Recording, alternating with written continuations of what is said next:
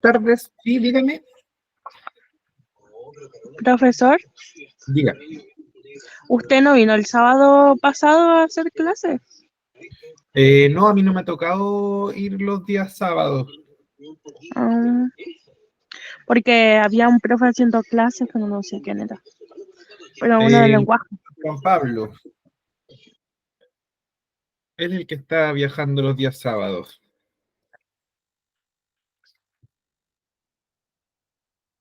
Bueno, bienvenidos y bienvenidas. Todavía me falta gente que admitir a la clase de hoy. Ahora sí, ahora estamos todos. Bienvenidos y bienvenidas a la clase del día de hoy, clase número 5, creo. Eh, Hola, Vamos a... profe, buenas tardes. Buenas tardes, bienvenida. Recuerden tener su lápiz, su cuaderno. Voy a limpiar mi cámara. Ahí creo que se puede ver un poco mejor. Vamos a continuar con la actividad que teníamos la semana pasada. No sé si se Buenas tardes, acuerdan. profe.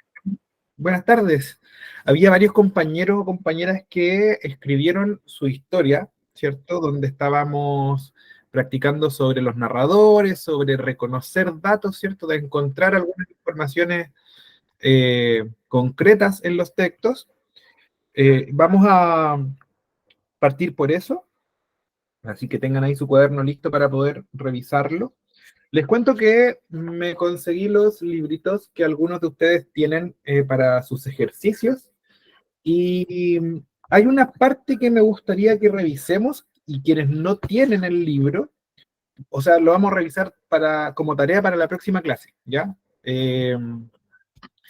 Los que no tienen el libro, se los vamos a enviar de forma digital para que lo puedan revisar, ¿ya? Esto porque hubo una materia que conversamos hace 2 semanas que tenía que ver con los mundos narrativos que se nos puso un poco complicado. ¿Se acuerdan de eso? No, profe, yo no me acuerdo. Hablamos del mundo realista, del mundo fantástico, del Sí, mundo sí, sí. maravilloso, ¿cierto? Eh, Me dicen en el chat que hay varios que no tienen los libros, lo sé. Entonces, las personas que no lo tienen, o sea, en verdad lo van a recibir todos. Se los vamos a enviar en forma digital las partes del libro que les voy a pedir que revisen y repasen para la próxima clase. ¿Ya? Porque esta parte de la materia está un poco más enredada, entonces necesito que ustedes intenten darle una vuelta en la semana. Hoy día no nos vamos a referir mucho a ese tema, lo vamos a tocar un poquito, pero no tanto, porque vamos a seguir haciendo los ejercicios que veníamos de la clase pasada. Vamos a leer un cuento, ojalá dos, tengo dos preparados para el día de hoy, y vamos a responder algunas preguntas en torno a estos cuentos. Y entre medio de toda esta lectura de estos dos cuentos, vamos a repasar algunos conceptos sobre el género narrativo. Y tenemos que empezar a apurarnos también porque no hemos hablado todavía del texto expositivo, de los poemas, que son los otros temas que tenemos que revisar durante nuestro curso. Así que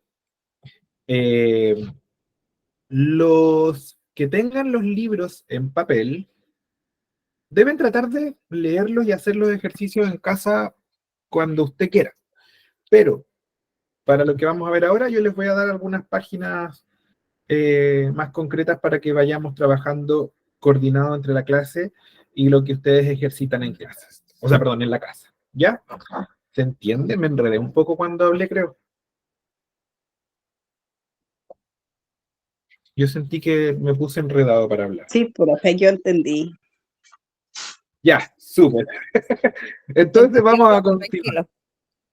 Perfecto. Muchas gracias por comentarlo. Me sirven esas retroalimentaciones. Entonces, Consulta, ¿y eso está en los primeros libros que mandaron al WhatsApp?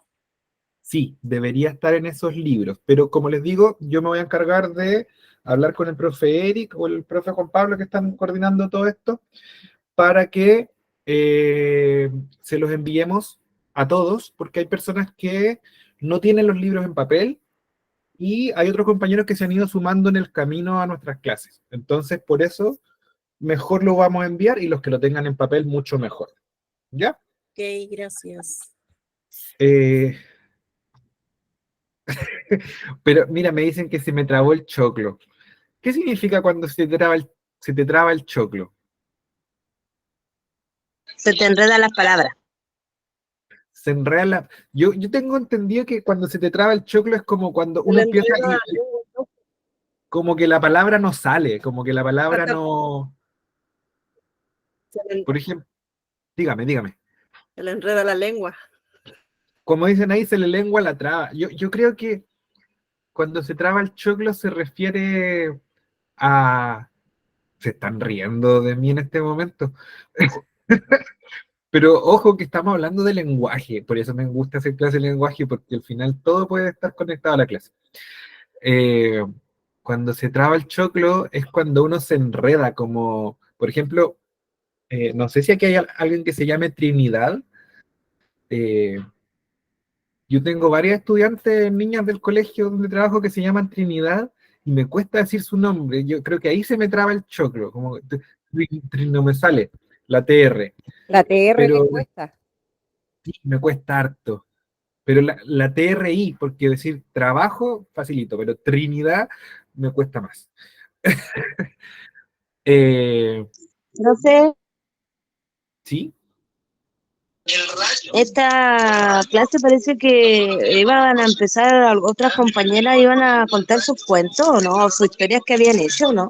Para allá vamos. Solo que me fui por una rama distinta de conversación cuando me dijeron que se me tragó el choclo. Lo que sentí que me pasó recién fue que dije muchas palabras, no me trabé en esas palabras, pero sentí que fui enredado para decirlas, como que mi idea no estuvo clara. Pero ustedes dicen que me entendieron. Bueno, vamos a por ello.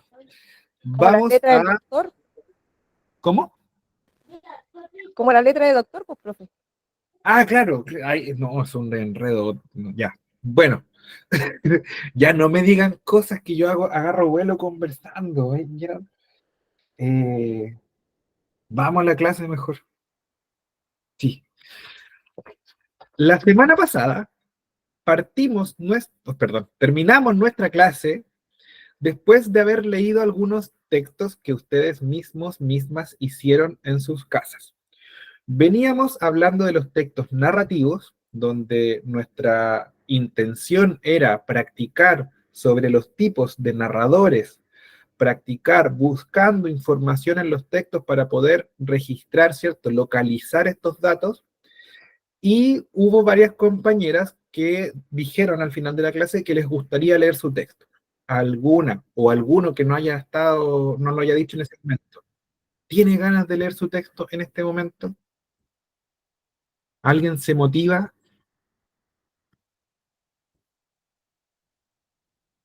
Camila, prenda su micrófono.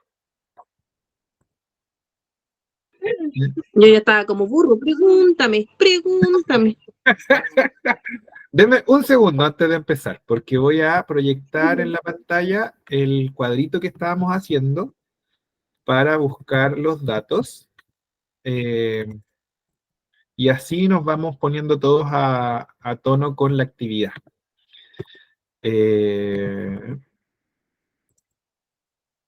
Entonces, recordemos que lo ideal, ¿cierto?, es poder llenar esta tablita con datos que nos entregue el texto.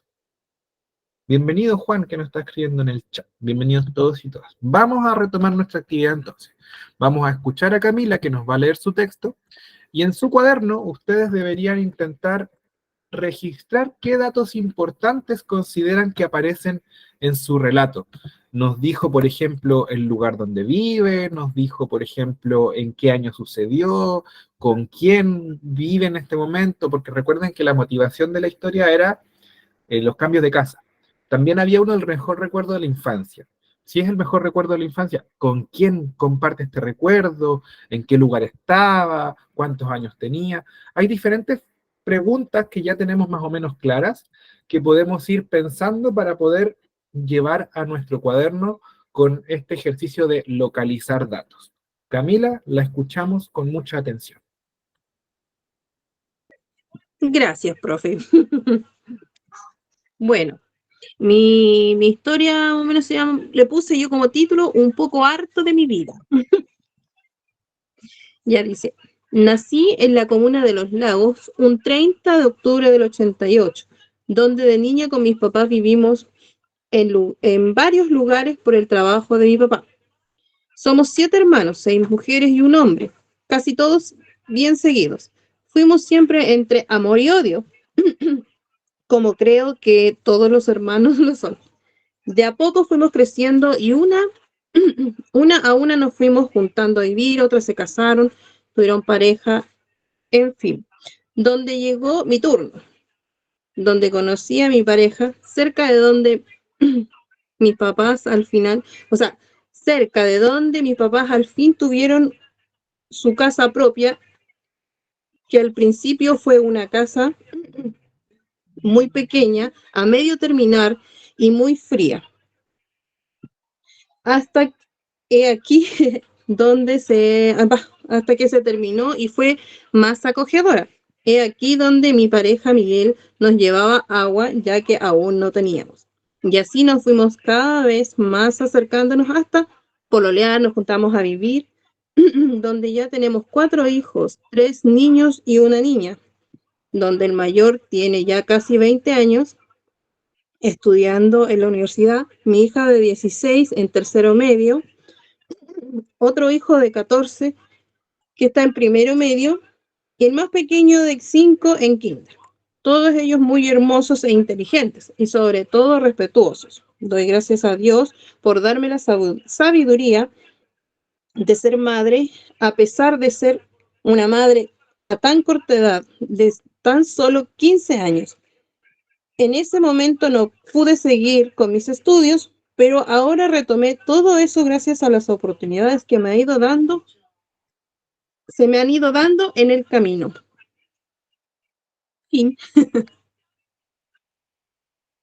Muchas gracias. Oye, el título en realidad cumple con lo que te dice.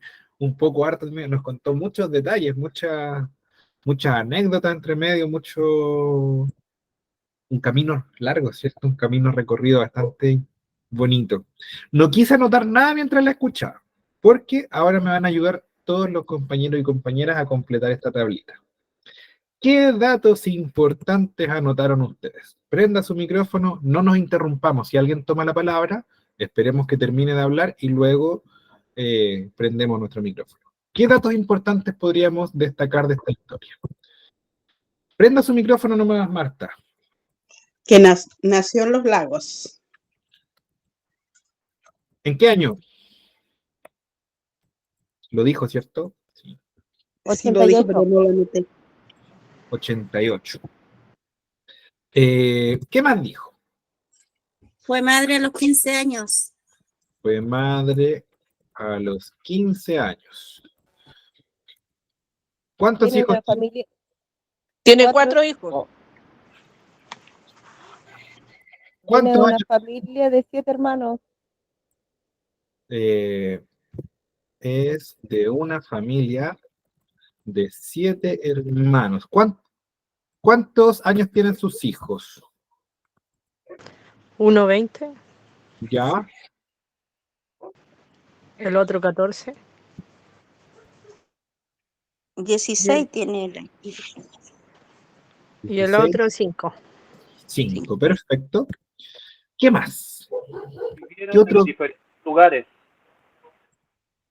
¿Cómo dijo? No le escuché bien. que vivieron en diferentes lugares por el trabajo del papá. Que vivió en diferentes lugares. Trabajo de su padre. ¿Cómo conoció a su pareja? Miguel se llama su pareja. Miguel La abastecía de agua. le llevaba agua. ¿Por qué? Porque la casa aún no tenía. ¿Cierto? Que la casa estaba a medio terminar cuando se juntaron, pero después la terminaron.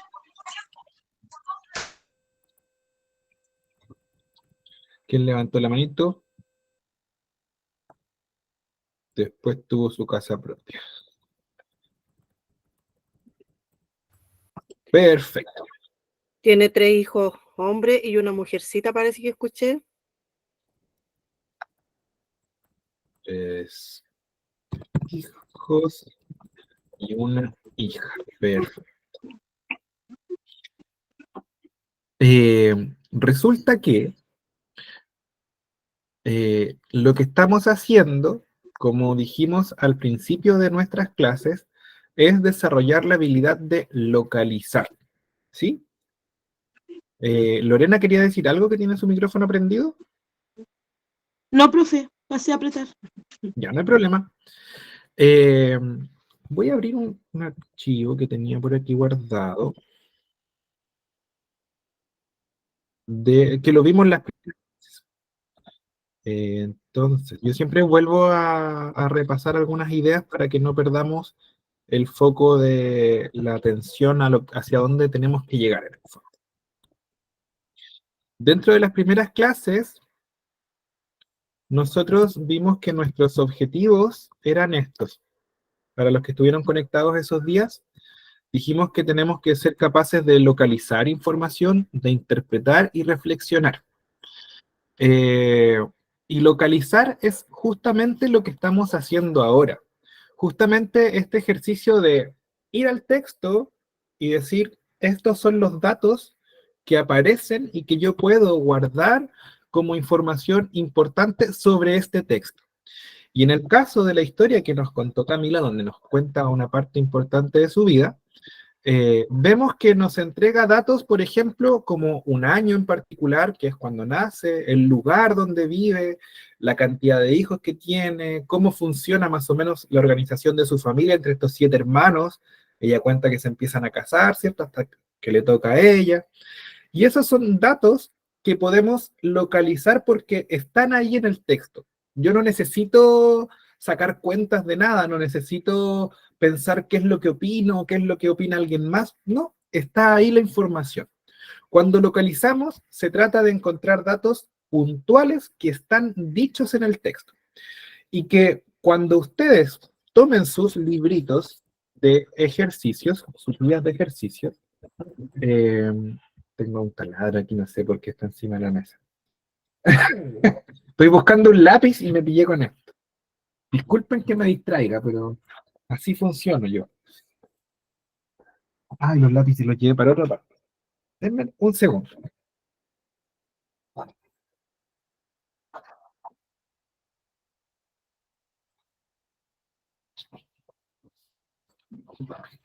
Ya, estoy de vuelta. Cuando ustedes tomen sus libritos o su cuaderno, si es que lo tienen digital y quieran anotar información, por ejemplo, yo tengo acá esta parte del libro que es el librito número 2, y en la página 17 me habla de los mundos narrativos, que es lo que tenemos que estudiar después. Entonces, me dice mundo cotidiano. Mundo cotidiano. ¿Me alcanzan a ver? Yo creo que no se va a leer muy bien, pero la idea es que... Sí, se ve, profe. Ya. Entonces, en mundo cotidiano yo puedo hacer una flecha y escribir lo que yo entiendo por eso. Y si no lo entiendo, resulta que abajo está el texto. Entonces, dice mundo cotidiano realista. Relatos en un mundo de ficción. Yo sé que no están viendo lo que estoy haciendo, pero se los voy a mostrar ahora. Semejante a nuestro mundo conocido. Se rige por las mismas normas, aun cuando el retroceso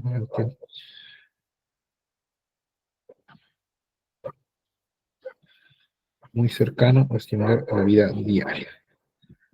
Entonces, estoy localizando información porque estoy buscando las definiciones concretas y subrayo aquellas ideas o datos que me parezcan más relevantes.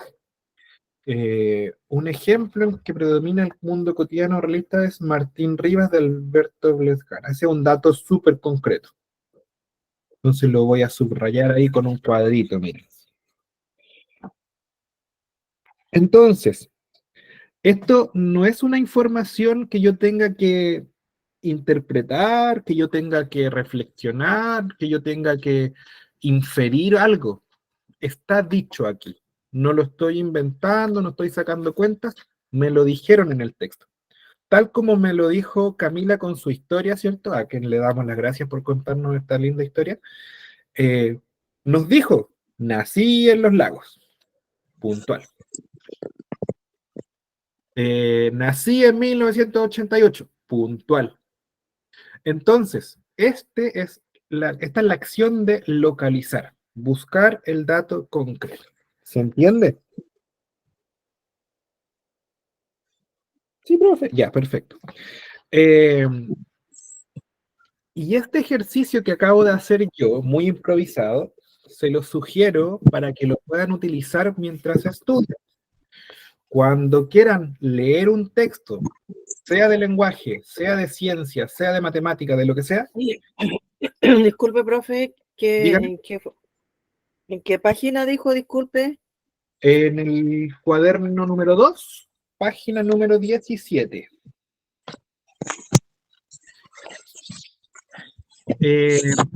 Que vamos a enviarles en formato digital para los compañeros y compañeras que no lo tengan. Así que tranquilidad, ¿ya? Hoy día no voy a profundizar más en esto, pero se los muestro como ejemplo. Cuando vayan estudiando de cualquier materia, de historia, de inglés, de matemática, de lo que sea, tomen su cuadernito y subrayen palabras. El dato específico que me sirve, la definición que no me acuerdo mucho, la destaco, la copio en mi cuaderno. El ejercicio de escribir siempre nos sirve para poder memorizar mejor algunas cosas. La semana pasada fui a ver el lanzamiento de un libro. Un escritor hizo un trabajo, ¿cierto?, de escribir un texto muy, muy bonito, y era la vez que lo iba a lanzar, ¿cierto?, a publicar para que la gente lo pueda comprar y leer. Y este libro se llama Torpedos. ¿Han escuchado esa palabra? ¿Les suena? Sí, profe. ¿Quién ocupa los torpedos? Todos. No nos hagamos los lesos, ¿cierto? Todos alguna vez lo ocuparon o lo van a ocupar, y no lo entendamos como algo terrible, ¿cierto? Cuando... ¿Sí, Maca levantó la mano? No se llaman torpedos, se llaman ayuda a memoria, profe. Claro, le podemos decir de muchos nombres, pero sabemos de lo que estamos hablando. Resulta que este autor lo llevó, ¿cierto?, a la literatura, lo hizo una obra de arte muy bonita, muy, muy material al mismo tiempo, donde él parte de esta idea de anotar cosas como ayuda a memoria, de cosas que a veces no son tan importantes recordar. Muchas veces nos pasa que estamos en clase y decimos, ¿y esto para qué me sirve de verdad? Como, ¿en qué momento de mi vida lo voy a ocupar? Y en realidad hay cosas que no vamos a ocupar y cosas que sí. Entonces es súper variable. Sin embargo, lo que les quería contar es que, conversando con algunas personas sobre esto de los torpedos, y que también lo decía el autor de este libro, muchas veces hay estudiantes que ocupan el torpedo para ayudarse en la prueba y se dan el tiempo de escribir la materia en papelitos pequeñitos que meten en el lápiz, que dejan en la goma, en el estuche, y solo por el hecho de hacer el papelito ya están memorizando la información. Están estudiando pensando que no se lo van a aprender. Y a mucha gente que comentaba esto, ¿cierto?, decían, ¿cuántas veces hice un torpedo y no lo ocupé porque en realidad mientras lo hacía me lo aprendí? Entonces, además de hacer este ejercicio de subrayar los datos, si los vamos anotando, ya estoy haciendo un ejercicio un poco más complejo que me va a ayudar a recordar. ¿Se entiende? Sí, profe, ya, profe. Sí, profe. Ya. ¿Alguien más nos quiere leer su historia? Una más. ¿O seguimos? Porque tengo preparado otro material. 3, 2, 1. Vamos. Seguimos. Ya, perfecto.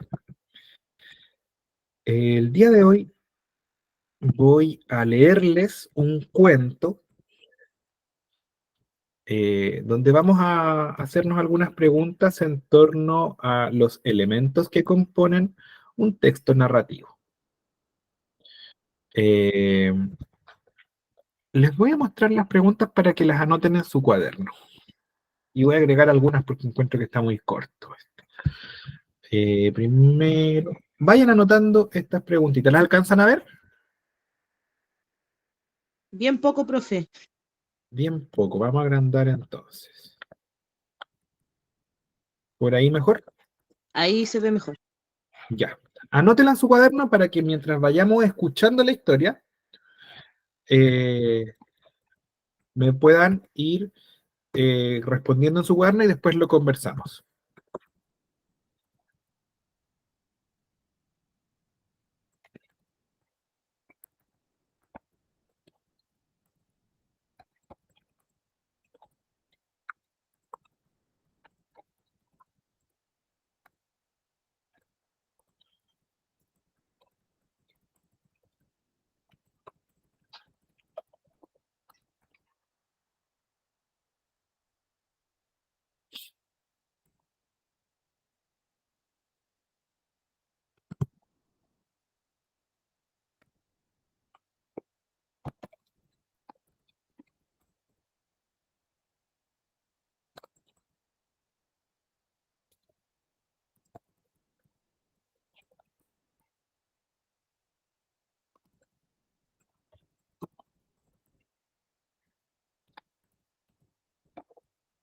Ya.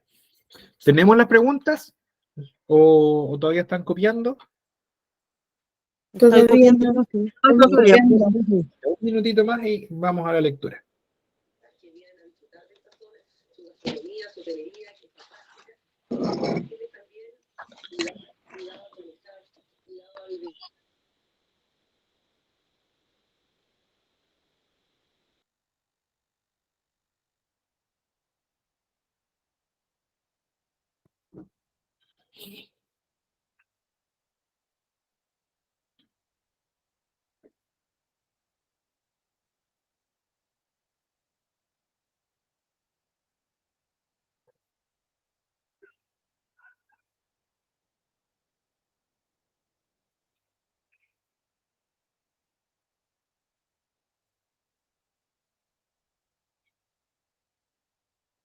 Ya.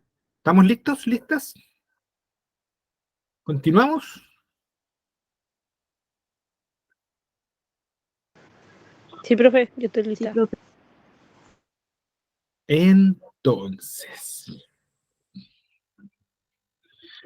vamos a la lectura. Yo les voy a leer este cuento y ustedes van a ir en su cuaderno respondiendo las preguntas, ¿ya? Dice así: la muerte de un funcionario público. ¿Se ve bien el texto? Porque igual es interesante, además de escuchar lo que yo les leo, que lo intenten ir leyendo ustedes. ¿Sí? Yo lo veo bien. Ya.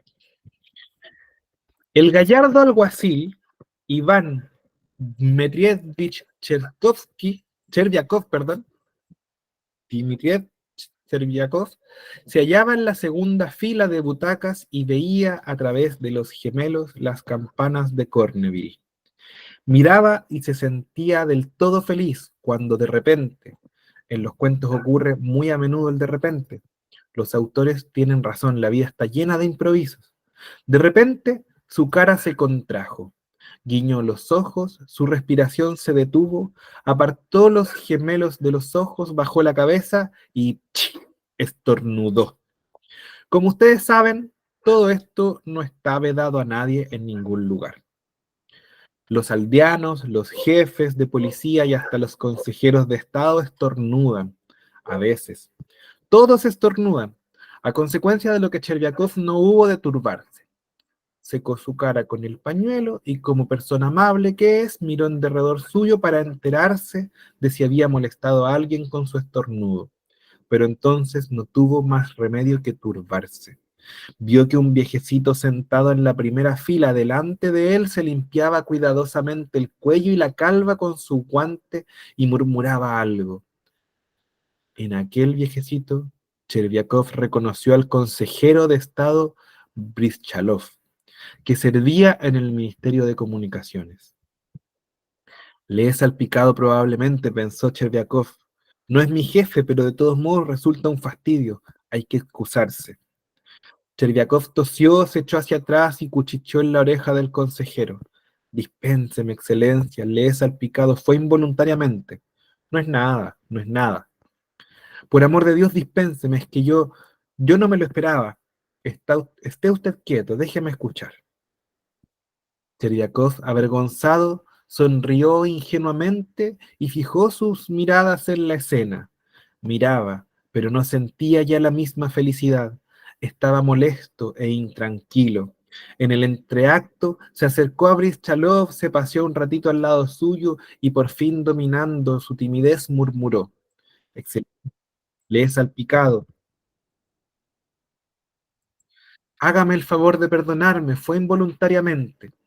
No siga usted, lo he olvidado y usted siempre vuelve a lo mismo, contestó su excelencia, moviendo con impaciencia los hombros. Lo ha olvidado, mas en sus ojos se lee la molestia, pensó Cherviakov mirando al general con desconfianza. No quiere ni hablarme, hay que explicarle que fue involuntariamente, que es la ley de la naturaleza, si no, pensará que lo hacía a propósito, que escupí. Si lo piensa ahora, lo puede pensar algún día. Si no lo piensa ahora, lo puede pensar algún día. Al volver a casa, Cherviakov refirió a su mujer su descortesía. Más le pareció que su esposa tomó el acontecimiento con demasiada ligereza. Desde luego, ella se asustó, pero cuando supo que Brischalov no era su jefe, se calmó y dijo: lo mejor es que vayas a presentarle tus excusas. Si no, puede pensar que no conoces el trato social. Precisamente, yo le pedí perdón, pero lo acogió de un modo tan extraño. No dijo ni una palabra razonable. Es que en realidad no había ni tiempo para ello. Al día siguiente, Cherviakov vistió su nuevo uniforme, se cortó el pelo y se fue a casa de Brischalov a disculparse de lo ocurrido.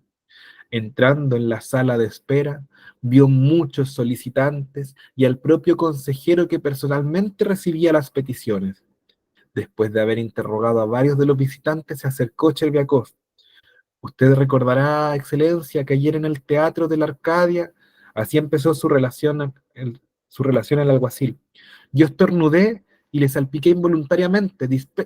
¡Qué sandez! Esto es increíble. ¿Qué desea usted? Y dicho esto, el consejero se volvió hacia la persona siguiente. No quiere hablarme, pensó Cherviakov palideciendo. Es señal de que está enfadado. Esto no puede quedar así, tengo que explicarle.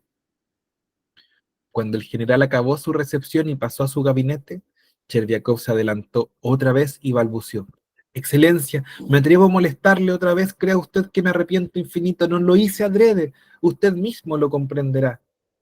El consejero torció el gesto y con impaciencia añadió: me parece que usted se burla de mí, señor mío. Y con estas palabras desapareció detrás de la puerta. ¿Burlarme yo?, pensó Cherviakov, completamente aturdido. ¿Dónde está la burla? Con su consejero del Estado no lo comprenden aún. Si lo toma así, no pediré más excusas a este fanfarrón. Que el demonio se lo lleve, le escribiré una carta, pero yo mismo no iré más. Le juro que no iré a su casa. A tales reflexiones entregaba tornando a su casa, pero a pesar de su decisión no le escribió carta alguna al consejero. por más que lo pensaba, no lograba redactarla a su satisfacción, y al otro día juzgó que tenía que ir personalmente de nuevo a darle explicaciones. Ayer vine a mostrarle a vuecencia, balbuceó mientras el consejero dirigía hacia él una mirada interrogativa. Ayer vine, no en son de burla, como lo quiso vuecencia suponer. Me excusé porque estornudando hube de salpicarle, no fue por burla, créame. Y además, ¿qué derecho tengo yo a burlarme de vuecencia? Si nos vamos a burlar todos los unos de los otros, no habría ningún respeto a las personas de consideración, no habrá... ¡Fuera! ¡Vete ya!, gritó el consejero temblando de ira. ¿Qué significa eso?, murmuró Cherviakov, inmóvil de terror. ¡Fuera! ¡Te digo que te vayas!, repitió el consejero pataleando de ira. Cherviakov sintió como si en el vientre algo se le estremeciera. Sin ver ni entender, retrocedió hasta la puerta, salió a la calle y volvió lentamente a su casa. Entrando, pasó maquinalmente a su cuarto, se acostó en el sofá, sin quitarse el uniforme, y murió.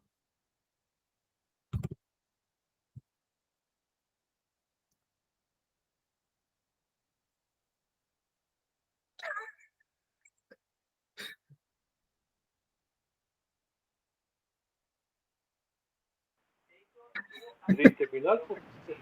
Porque son Triste tristes. final. Raro, po. Qué terrible y inesperado el final. Todavía lo estamos procesando, profe. Por eso les dejé este silencio. Es Para que la única respuesta que puedo yo tener a eso es que se mató el soldado porque no fue perdonado. Pero no dice que se mató, dice que se murió. Por eso digo yo, lo que puedo pensar yo sobre eso es que fue eso. Vamos a conversar de lo mismo que usted está comentando en breves minutos. Vamos a las preguntas que ustedes debían responder en su cuaderno. Y le agregué una que me había olvidado. ¿Quién narra la historia?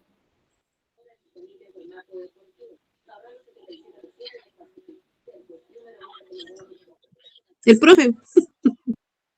No, pues el profe está leyendo la historia. ¿El alguacil? Vamos a ver. Lo dice en primera persona, ¿o no? El alguacil.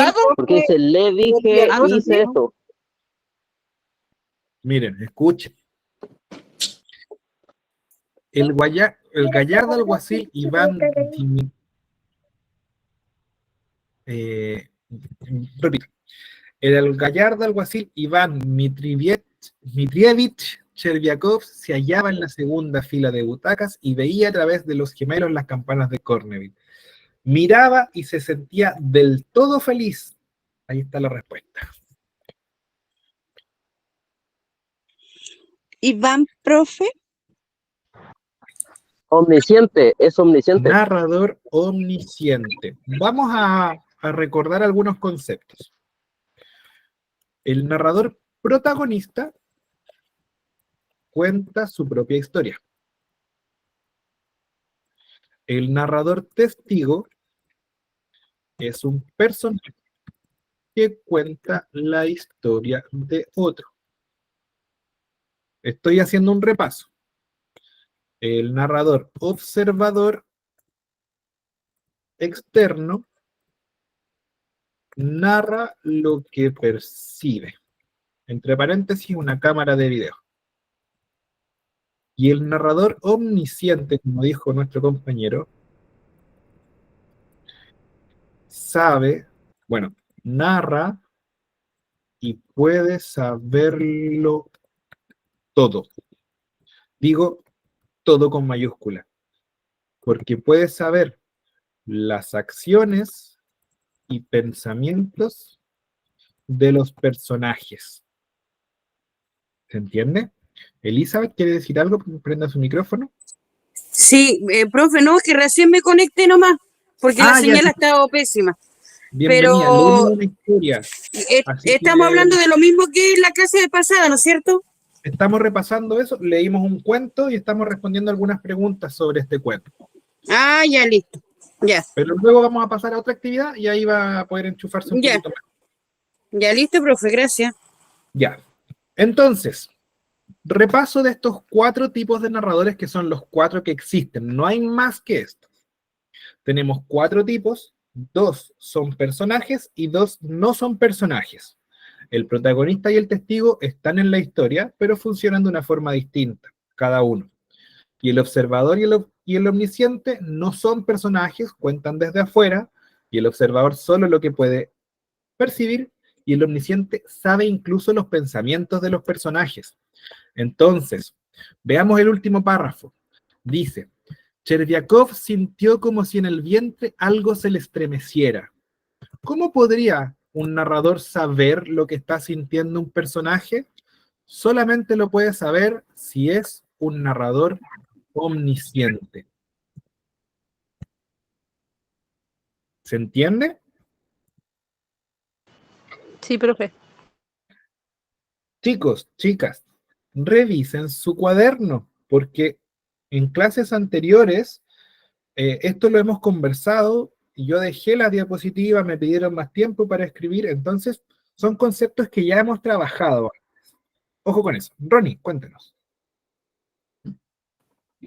Profe, en narrador testigo y narrador omnisciente, ¿puede entrar la frase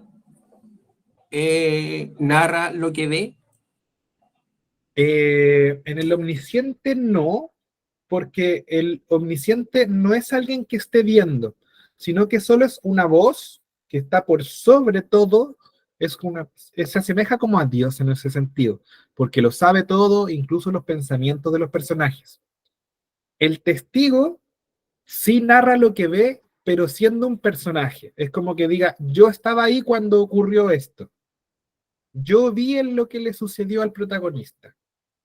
¿Se entiende? Sí, profe, lo entendí, gracias. Súper.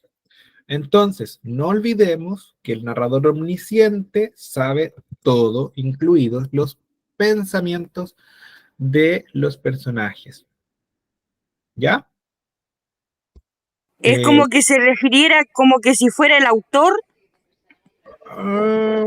Es que el autor nunca es el... O escritor. Porque si escribe la historia sabe lo que va a pasar, po. Y puede Claro, sentir lo pero que... yo diría que se parece más a la imagen de Dios de que sabe todo y está en todas partes en el fondo, como esa idea, ¿ya? Volvamos a la historia, miren, para que veamos demostraciones de esto. Los aldeanos, los jefes de policía y hasta los conserjes de estado estornudan a veces, todos estornudan, a consecuencia de lo cual Cherviakov no hubo de turbarse, sacó su pañuelo, secó su cara con el pañuelo y como persona amable que es, miró el derredor suyo para enterarse si había molestado a alguien con su estornudo. Pero entonces no tuvo más remedio que turbarse, vio que un viejecito sentado en la primera fila, delante de él se limpiaba cuidadosamente el cuello y la calva de su guante, murmuraba algo. Entonces sabe todas las acciones de todos los personajes y además conoce los pensamientos de los personajes. Y es el omnisciente, no es omnisciente, ¿ya? Entonces, narrador omnisciente. ¿Quién es el protagonista de esta historia? El alguacil Iván.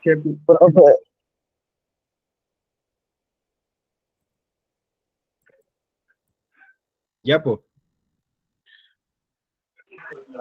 Cherviakov. El alguacil Cherviakov. El que estornudó. Cherviakov. ¿Y quién es el antagonista? Consejero. El consejero. ¿Y cuál es el apellido? Brishalov. Brishalov. No sé si lo escribí bien, pero algo así. Recordemos, vamos haciendo repaso. El protagonista es el personaje a quien le sucede el problema de la historia. Es el personaje que a nosotros nos cae bien porque genera empatía y es donde está centrada la historia. Se trata la historia sobre este personaje. Mientras que el antagonista es un personaje que se opone al protagonista, es el que le causa el problema. Y en este sentido, el protagonista un poco que se inventa el problema en su cabeza, pero Bryzchalov no le permite resolverlo porque no le ayuda. Le dice como ya, córtala, en vez de decirle, ya mira, conversemos, yo entiendo, está todo bien. Entonces, Bryzchalov no le permite a Chervyakov poder resolver el conflicto por el que está pasando, entendiendo que el conflicto en este cuento es una cosa súper absurda para la mayoría de las personas, pero que a Chervyakov le pareció algo muy importante. ¿En qué lugar comienza esta historia? ¿En el Teatro de la Arcadia? Teatro. En un teatro. Y resulta que cuando yo les hago esta pregunta, se las hago porque me interesa que tomemos en cuenta el concepto de ambiente físico. El ambiente físico es el lugar donde suceden las historias. Anoten esto en su cuaderno. Esta materia veníamos hablando hace tiempo de los textos narrativos, pero no habíamos hablado del ambiente. El ambiente físico, repito, es el lugar físico, concreto, ¿cierto? Donde ocurre una historia, que puede ser una casa, un teatro, en la calle, en una plaza, en una nave espacial, en una montaña. Es un lugar concreto donde están los personajes y es ahí donde ocurre la historia. Puede haber más de un ambiente físico en la historia. De hecho, yo se los pregunto acá en el texto. ¿Qué otros lugares se mencionan en esta historia? La casa de La Bryzchalov. casa, las butacas. Una plaza. ¿Había una plaza? Donde llegó a contarle a su esposa. La casa de Chervyakov y la casa de Bryzchalov. ¿Cierto? Entonces, estamos viendo que el ambiente físico puede ir cambiando en la historia y no pasa absolutamente nada terrible. Solo cambia el lugar y eso es todo. Entendiendo que el ambiente físico es un lugar concreto. ¿Ya? Luego, les pregunto, ¿cuál es el sentimiento principal del antagonista? Culpa y arrepentimiento. Culpa. Frustración. Frustración. ¿Del antagonista o del protagonista? Del protagonista.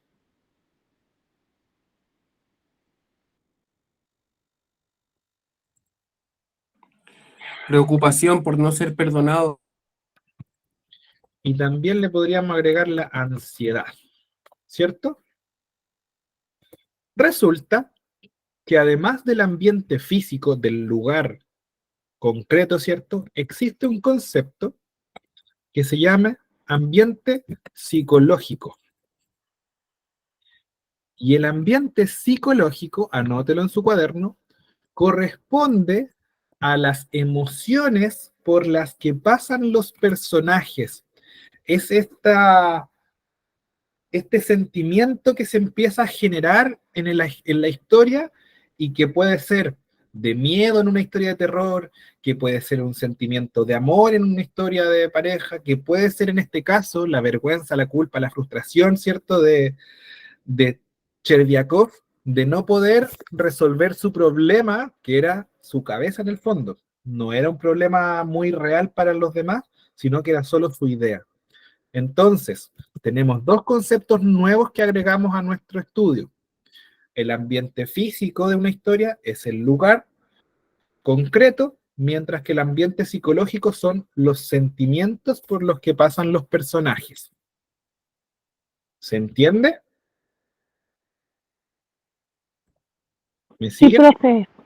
Sí, profe. ¿Elena levantó la mano? ¿Quiere decir algo? Sí, ¿O fue casualidad? Ya. Entonces murió como de depresión, algo así. ¿Cómo dijo Eli? Murió entonces como con, ¿cómo que se llama? Depresión. por problemas psicológicos, No sé, yo creo que, por pena, puede ser igual. a ver, vamos a la última pregunta. Y esto ya no es localizar ni nada de eso, sino que es una reflexión, es pensar qué creo yo al respecto. Yo les voy a avisar a lo de los nombres, vamos a la pausa en breve. Tranquilo, Juan Pablo, tenemos tiempo todavía. ¿Con qué idea se quedan ustedes de este texto? Pero, ojo, no pensemos en la muerte como el final, sino que toda la historia. ¿Qué les propone un poco este relato, esta historia?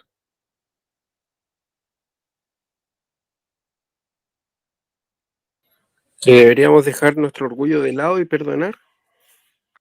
Es una parte de la reflexión, pero eso me suena como una reflexión un poco más de Brischalov. ¿Qué podría hacer Cherviakov? ¿Quién? Profe, puede ser No preocuparse. sobrevivir a la depresión. No, pero no es esa la historia. No, si no le escuché, pues, profe, que se Ah, escuche el final nomás, pues no, me perdí ya. el principio. Oye, no sé cómo se llama el compañero que tiene el No, nombre. profe, yo me llamo Leandro Fierro. ¿Cómo dijo? Me llamo Leandro Fierro. No sé cómo cambiarle el nombre. Ya. Ya, lo que pasa es que a mí me parece más que el protagonista termina molestando más de lo que ayuda, porque termina fastidiando al otro hombre, y por una cosa tonta que le dice como, ok, dale, déjate. Y él sigue con el tema, termina molestando más de lo que ayuda. O sea, al final, no sé si se entiende. Sí, súper. Termina, Y si pienso en esta idea de que molesta más de lo que ayuda, como dice ahí Jessica, esa es un poco la reflexión a la que me puede conducir esta historia, no tomarse las cosas tan a pecho y, y pensar que hay cosas que en realidad no vale la pena seguir dándole vuelta en el fondo. Ser más empático, profe, empatizar con los demás igual. También aparece la empatía, pero yo creo que eso apunta un poco más a Brischalov que al protagonista. Si pensamos en el protagonista, la idea principal de este texto es decir, no hay que darle tantas vueltas al asunto, en el fondo. No, más que arrogante, como soltar un poco el problema, que no es tan grande ese problema. Ronnie, prende su micrófono. Es que es como un poco contradictorio porque metiéndose bien en la profunda, como dicen los chicos, como dicen los chicos hoy en día, si yo a usted le pego un pelotazo y le rompo los lentes y le pido perdón y usted no me pesca, pero aún así me demuestra una cara empática, pucha, yo voy a pasar toda la semana pidiéndole disculpas, pues, profe, no, o me lo estoy, claro, yo me lo estoy tomando muy a pecho, pero voy a buscar su perdón. Pero es muy distinto romperle los lentes a alguien que estornudar y pasar a ensuciar un poco, como que sí, yo entiendo esa sensación de Como dicen los culpa. chicos, me fui en la profunda. Yo entiendo, Es como algo que tenía solución, profe. claro, que tenía solución. Camila levantó la mano. Yo había puesto tomarse con más calma las cosas y no hacer y no hacer caso omiso a cosas de poca importancia. Algo así le puse yo, no sé si estaré bien. Sí. A ver, Mirna, ¿qué nos puede comentar que tiene su manito levantada? Yo pienso que le puso mucho sentimiento, no sé, como que se preocupó mucho. No era tan grave lo que hizo, pero él se preocupó demasiado. Maca, prenda su micrófono. La sobreexageración en el contexto de lo que... Por ahí va, ¿cierto? Porque finalmente en la historia el protagonista muere por este problema. Entonces, la reflexión a la que nos conduce la historia es decir, ¿para qué le doy tantas vueltas? No puedo dar la vida por problemas tan insignificantes como este.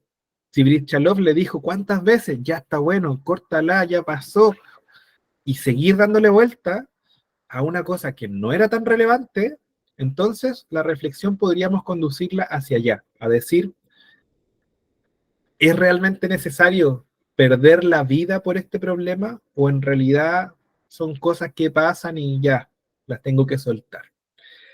Pero ojo, que también mencionaron la empatía, el poder conversar, y que son cosas que igual son necesarias, que igual las toca la historia, pero me parece que la reflexión principal iría por este sentido de no darle importancia innecesaria a cosas que en realidad no son tan importantes, ¿ya?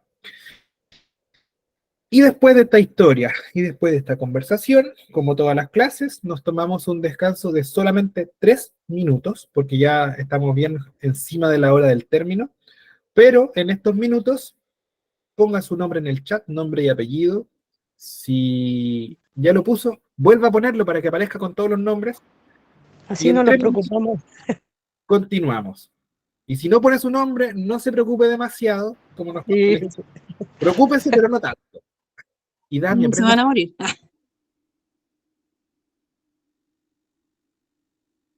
Y Damia levantó la manito, ¿quiere decir algo? Ya. No, profe, disculpe. No hay problema. Voy a apagar mi cámara por 2 minutos y continuamos.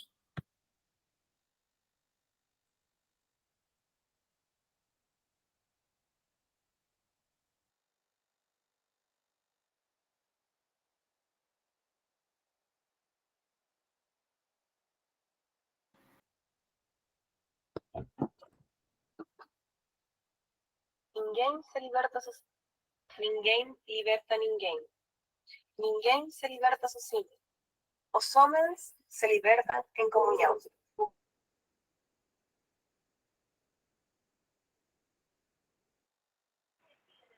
No entendí nada lo que dije. Lo único que entendí, verga, dijo.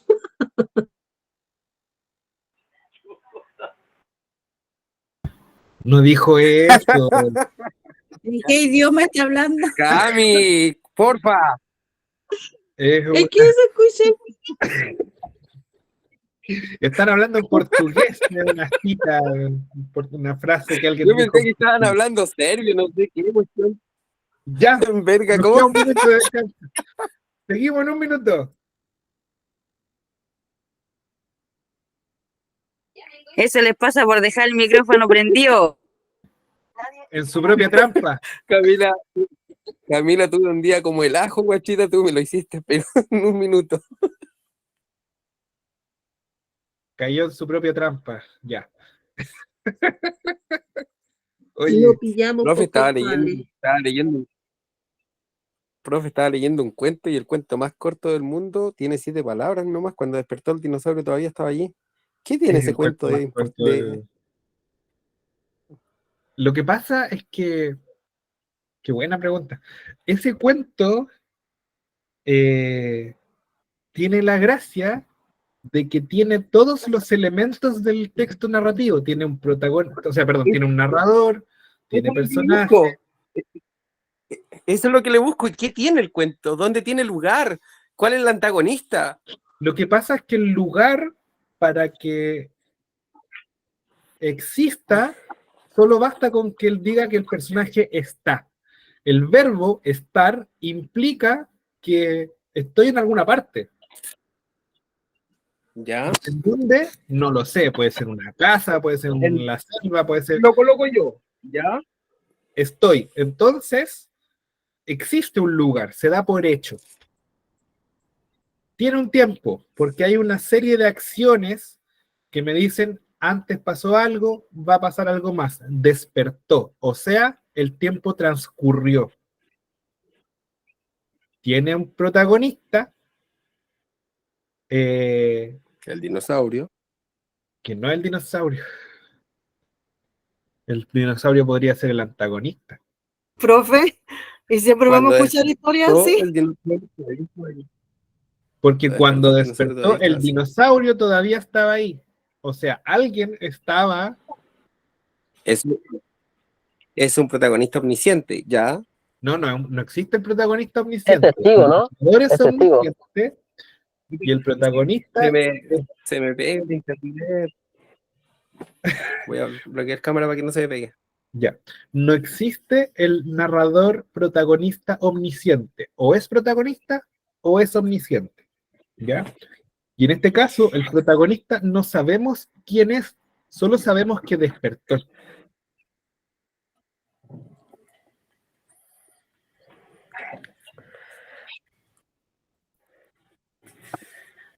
Profe, contó otra historia. Me perdí. Es una historia que citó... No, fue una pregunta en recreo. Sí. Fue una pregunta de recreo. Es ese cuento que está escrito en el chat. Y a pesar de que son 7 palabras, estábamos conversando recién, que es un cuento porque cumple con todos los elementos de un texto narrativo. Tiene un narrador, tiene un protagonista, tiene un ambiente, un tiempo y un conflicto.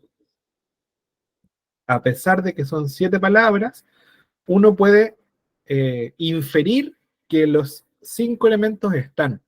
Porque dice cuando despertó. ¿Quién despertó? El protagonista. Despertó en un lugar que no sabemos cuál es. Y además nos da cuenta de un tiempo. Despertó. O sea que estaba durmiendo y está pasando el tiempo.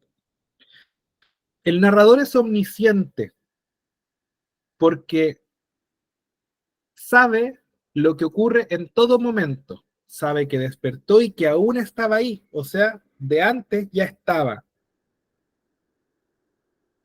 Y tiene acciones y un conflicto porque sucede que él despertó y que aún estaba. Eso nos da cuenta también de un conflicto en la narración. ¿Cuál es el conflicto? No lo sé. ¿Cuál es el ambiente? No lo sé. Pero se asume que existe. Se asume que están en un lugar, se asume que hay una sucesión de hechos. Por lo tanto, es un cuento, un microcuento. Leandro o Leonardo, me olvidé. Leandro, profe. Oiga, según yo, también el cuento pudo haber sido testigo el narrador porque no habla de sentimientos ni pensamientos, solo da los hechos de que estaba ahí y que despertó, lo que pudo haber En sido ese testigo. caso, podría ser un observador externo, igual me quedé pensando en eso. Sí. Pero el conflicto que me queda con eso es que el narrador sabe lo que estaba pasando antes. Aún estaba, es decir, sabe que estaba ahí antes y que sigue estando. Por eso, Pero eso también puede hacerlo de testigo, o sea, un testigo puede ser de antes y también después, ¿no? o sea, testigo no es, porque el testigo es un personaje. Puede ser observador externo. Ese sí podría ser. Pero es una pregunta compleja de responder porque es tan poquita la información que tenemos, son 7 palabras y a partir de ahí sacar todas esas conclusiones. Profe, ¿y la ¿Sí? esposa qué papel haría ahí? Ahí volvemos a la historia del funcionario público. Es un personaje secundario, es un personaje que participa de la historia, pero no es tan relevante como el protagonista y el antagonista. ¿Ya? Vamos a leer la siguiente historia. Y con esto vamos a ir terminando la clase del día de hoy y les voy a dejar como tarea revisar algunas páginas de las guías de estudio que tienen en sus libritos y lo vamos a enviar en digital para que puedan estudiar con ello y llegar con algunas ideas listas a la próxima clase. ¿Ya? Cambio de planes. Mejor les voy a dejar la tarea primero. Porque veo que algunos puede que se empiecen a ir o no sé.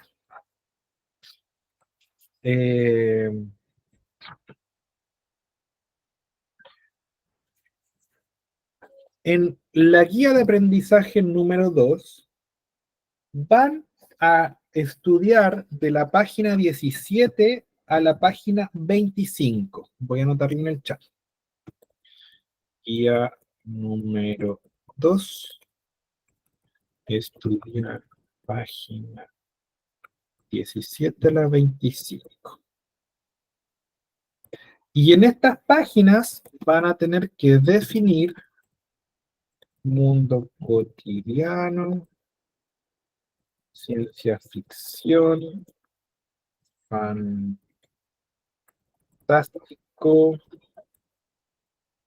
maravilloso y real maravilloso.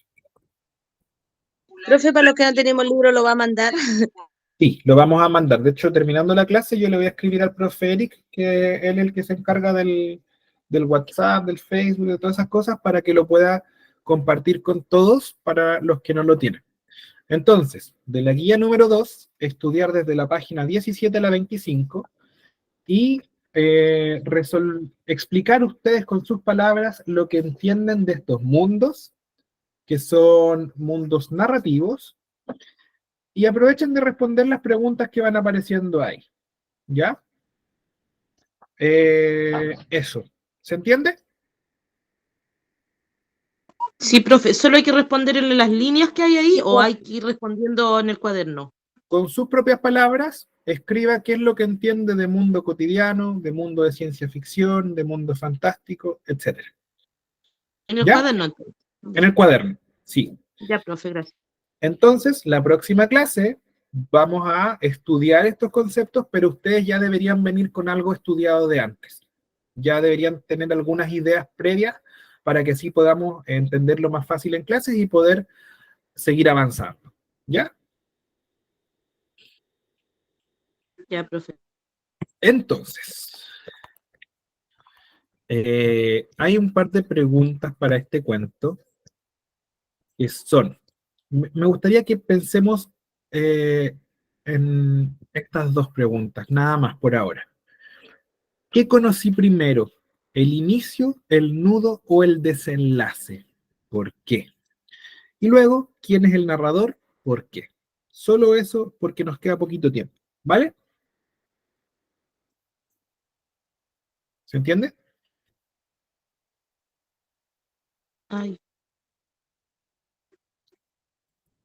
¿Sí o En no? parte sí, profe. Ya. Vamos a comenzar con la historia. La voy a leer un poco rápido porque queda poco tiempo y me gustaría que alcancemos a explicar un concepto más. Dice así. Ojo que ahora voy a entrar en un personaje. Es cierto, siempre he sido nervioso, muy nervioso, terriblemente nervioso. Pero ¿por qué afirman ustedes que estoy loco? La enfermedad había agudizado mis sentidos en vez de destruirlos o embotarlos. Y mi oído era el más agudo de todos. Oía todo lo que puede oírse en la tierra y en el cielo. Muchas cosas oí en el infierno. ¿Cómo puede estar loco entonces? Escuchen y observen con cuánta cordura, con cuánta tranquilidad les cuento mi historia. Me es imposible decir cómo aquella idea me entró en la cabeza por primera vez. Ojo con los micrófonos. Ya. Pero una vez concebida me acosó noche y día y yo no perseguía ningún propósito, ni tampoco estaba colérico. Quería mucho al viejo, jamás me había hecho nada malo, jamás me insultó, su dinero no me interesaba, me parece que fue su ojo. Sí, eso fue. Tenía un ojo semejante al de un buitre, un ojo celeste y velado por una tela. Cada vez que lo clavaba en mí, se me helaba la sangre y así, poco a poco, muy gradualmente, me fui decidiendo a matar al viejo y librarme de aquel ojo para siempre. Presten atención ahora. Ustedes me toman por loco, pero los locos no saben nada. En cambio, si hubieran podido verme, si hubieran podido ver con qué habilidad procedí, con qué cuidado, con qué previsión, con qué disimulo me puse a la obra. Jamás fui más amable con el viejo que la semana antes de matarlo. Todas las noches, hacia las 12, hacía yo girar el picaporte de su puerta y la abría, o tan suavemente, y entonces, cuando la abertura era lo bastante grande para pasar la cabeza, levantaba una linterna sorda, cerrada, completamente cerrada, de manera que no se viera ninguna luz, y tras ella pasaba la cabeza. Oh, ustedes si hubieran reído al ver cuánta astutamente pasaba la cabeza, la movía lentamente, muy, muy lentamente, al fin de no perturbar el sueño del viejo. Me llevaba una hora entera introducir completamente la cabeza por la abertura de la puerta hasta verlo tendido en su cama. ¿Es que un loco hubiera sido tan prudente como yo? Y entonces, cuando tenía la cabeza completamente dentro del cuarto, abría la linterna cautelosamente, tan cautelosamente, sí, cautelosamente iba abriendo la linterna, pues crujían las bisagras.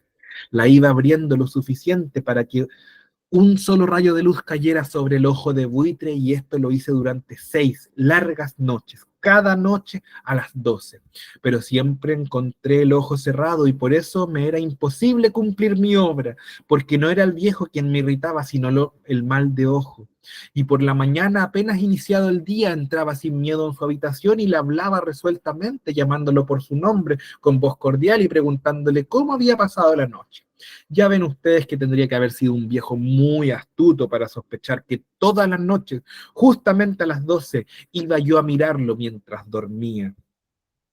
Al llegar la 8ª noche procedí con mayor cautela que de costumbre al abrir la puerta. El minutero de un reloj se mueve con más rapidez de lo que se movía mi mano. Jamás antes de aquella noche había sentido el alcance de mis facultades, de mi sagacidad. Apenas lograba contener mi impresión de triunfo, pensar que estaba ahí, abriendo poco a poco la puerta y que él ni siquiera soñaba con mis secretas intenciones o pensamientos. Me reí entre dientes ante esta idea y quizá me oyó porque lo sentí moverse repentinamente en la cama, como si se sobresaltara. Usted pensará que me eché hacia atrás, pero no. Su cuarto estaba tan negro como un pez, ya que el viejo cerraba completamente las persianas por miedo a los ladrones. Yo sabía que le era imposible distinguir la abertura de la puerta y seguía empujando suavemente. Había ya pasado la cabeza y me disponía a abrir la linterna cuando mi pulgar resbaló en el cierre metálico y el viejo se enderezó en el lecho gritando: ¿Quién está ahí? Permanecí inmóvil sin decir palabra durante 1 hora entera. No moví un solo músculo y en todo ese tiempo no oí que volviera a tenderse en la cama.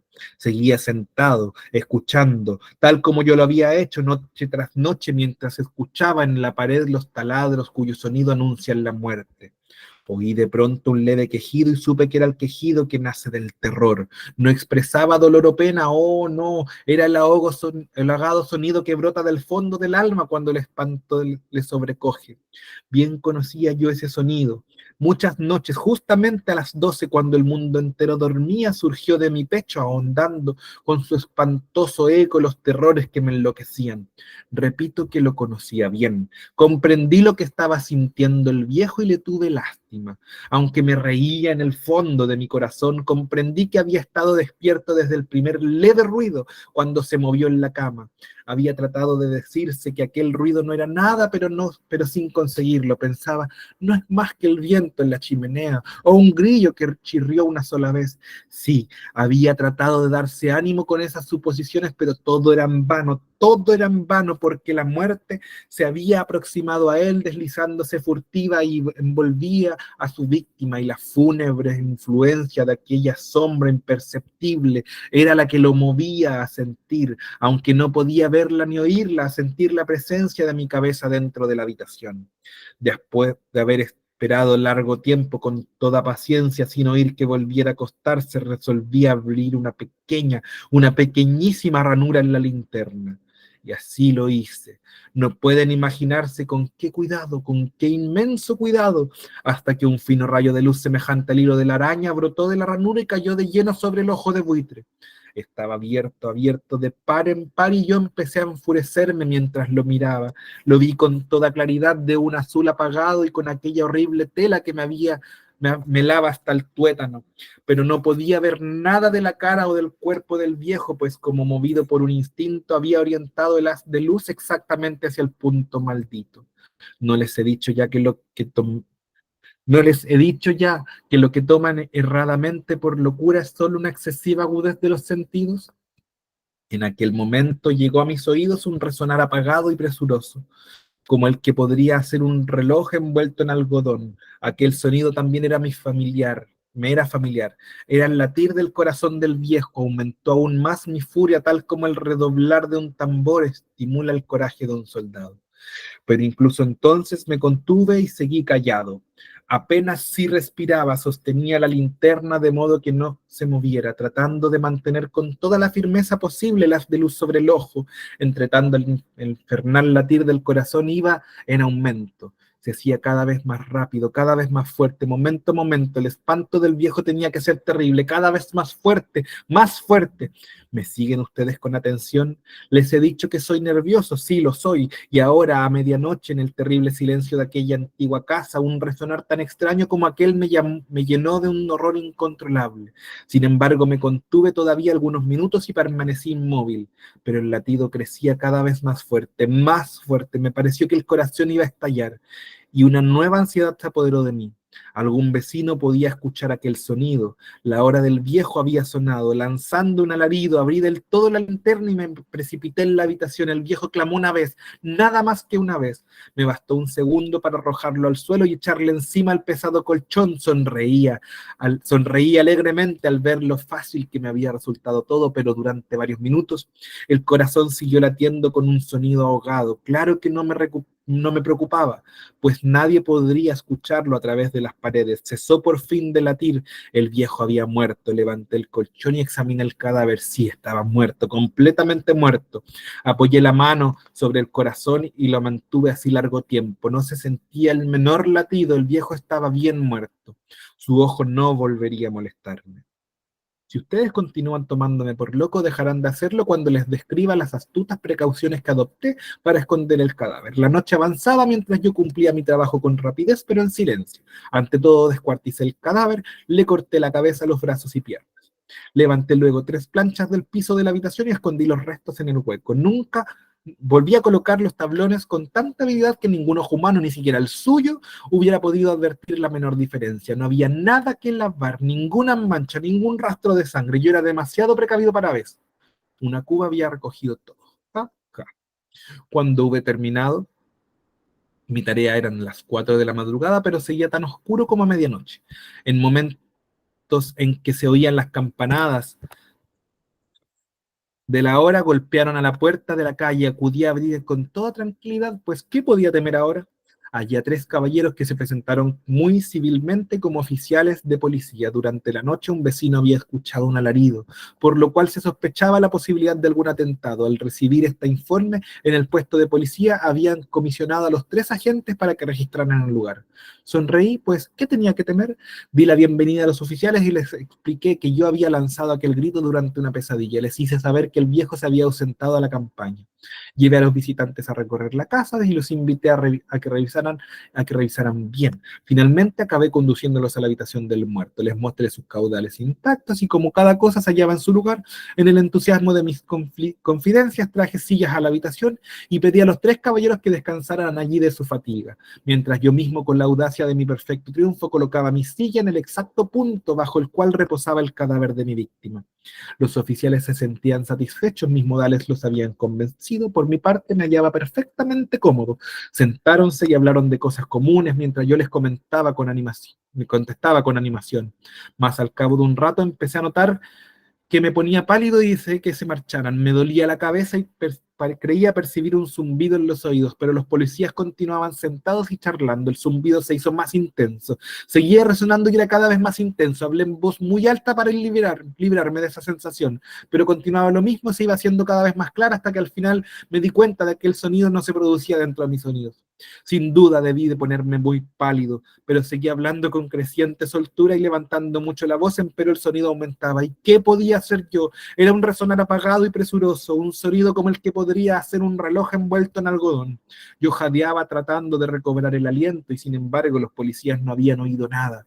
Hablé con mayor rapidez, con vehemencia, pero el sonido crecía continuamente. Me puse en pie y discutí sobre insignificancias en voz muy alta y con violentas gesticulaciones, pero el sonido crecía continuamente. ¿Por qué no se iban? Anduve de un lado a otro a grandes pasos como si las observaciones de aquel hombre me enfurecieran, pero el sonido crecía continuamente. Oh Dios, ¿qué podía hacer yo? Lancé pumarajos de rabia, maldije, juré, balanceando la silla sobre la cual me había sentado, raspé con ella las tablas del piso, pero el sonido sobreempujaba todos los otros y crecía sin cesar, más alto, más alto, más alto, y entre tanto los hombres seguían charlando plácidamente y sonriendo. ¿Era posible que no oyeran? Santo Dios, no, no, claro que oían y que sospechaban, sabían y se estaban burlando de mi horror. Sí, así lo pensé y así lo siento hoy, pero cualquier cosa era preferible a aquella agonía, cualquier cosa sería más tolerable. soportaste aquel escarnio, no podía soportar más tiempo sus sonrisas hipócritas, sentí que tenía que gritar o morir, y entonces otra vez escuché más fuerte, más fuerte, más fuerte, más fuerte, ya basta de fingir, malvados, aullé, confieso que lo maté, levanten esos tablones, ahí, ahí donde está latiendo su horrible corazón.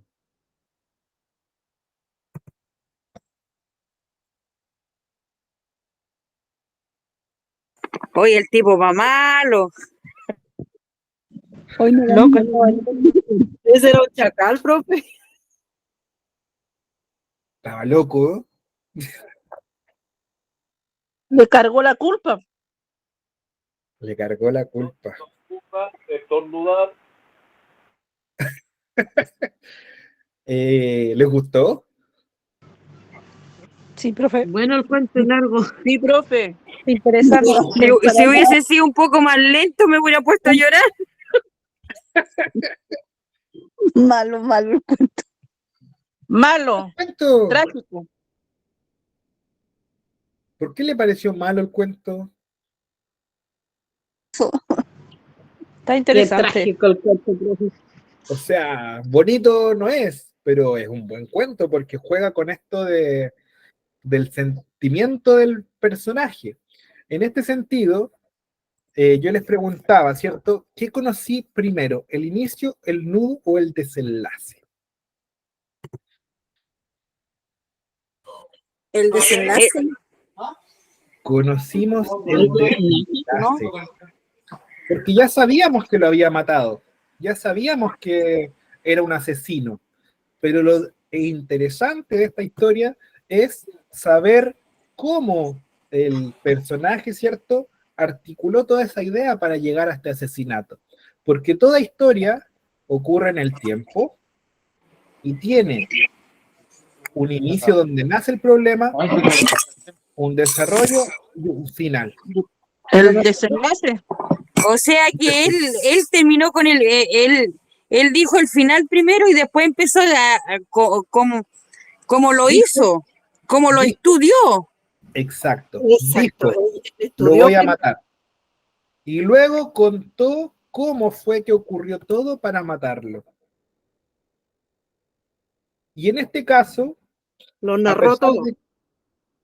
A pesar de que el personaje es malo, y nosotros sabemos que es malo, es el protagonista porque nos cuenta lo que le pasó a él, ¿ya? A pesar de que sabemos que no está bien lo que hizo, no tenemos esta misma empatía, sabemos que la historia se centra en él. Entonces, él mismo nos está contando su propia historia, por lo tanto, el narrador es... El protagonista. El loco. Narrador y protagonista. ¿Ya? Entonces, las historias tienen siempre inicio, nudo y desenlace. Y nosotros vamos a conocer estas partes de la historia en distinto orden, dependiendo de cómo lo quiera contar el autor a través de su narrador. ¿Ya? Vamos a hacer esta división y vamos a poner aquí que este es el inicio, este es el nudo y este es el desenlace. Eso era lo que yo quería que alcanzáramos a estudiar el día de hoy. Profe, dígame. fue un desenlace fatal. Fue un desenlace fatal, evidentemente, y más encima con la culpa de no poder guardar el secreto porque no fue capaz de... Profe, yo creo que él no estaba tan loco. Él no estaba loco. Terrible loco. loco. No estaba loco, po. Porque no, porque si hubiese estado loco, lo hubiese matado al tiro y no hubiera estudiado cómo hacerlo, po. Sí, lo premeditó, pues nomás, lo premeditó, se dice que está loco. Pero no, pues un loco no premedita, llega y mata, po. ¿No es cierto? Yo creo que hay distintos tipos de locos.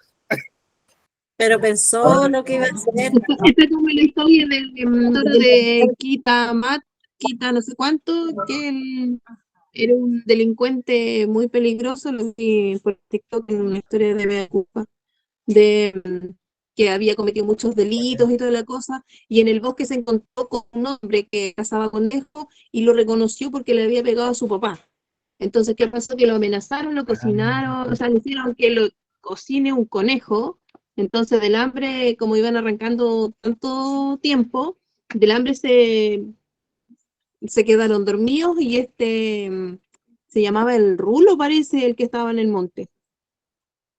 No conozco esa historia, podríamos buscarla. Sí, es buena esa historia porque después el toro lo tomaron, o sea, ¿cómo fue? La cosa es que el Rulo mató a los dos delincuentes, po. Entre comillas los mató, porque los mató a martillazos, mató al compañero del toro, después le dio al toro, que se llama así el otro criminal peligroso que andaban buscando como en el año 93, creo que pasó esta historia. ¿Qué pasó? Que lo llevaron al servicio médico legal, a los dos cadáveres, y dentro del, ¿cómo es que se llama? De la morgue, el toro como que sobrevivió, po, o sea, revivió a pesar de los golpes, po. Entonces, lo tomaron preso, estuvo varios años preso, creo que después lo liberaron, y volvió a matar al Rulo. Ahora de nuevo lo volvieron a tomar preso. Es como que igual decían que estaba loco, pero él ya llevaba eso en la mente de que el Rulo le había pegado con martillo, porque por culpa de él se le trababa la lengua, había quedado con problemas mentales, po. Pero no se le olvidó que había sido el Rulo que le había pegado los martillazos. Dicen en el chat que es el toro de Nahuel Buta, lo voy a buscar porque está buena la historia. Sí, es buenísima la historia. Mario, ¿quiere decir algo? Sí, profe, yo me pregunto qué habría pasado si no llegan los policías. ¿Habría hecho, no sé, lo mismo?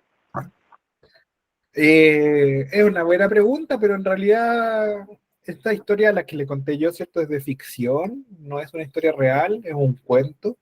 Y claro, si cambiamos detalles como esto de que llegue o no el policía, pueden pasar en la vida real, ¿cierto? Entonces, si cambiamos un detalle de la historia, evidentemente puede ir cambiando todo lo que venga hacia adelante.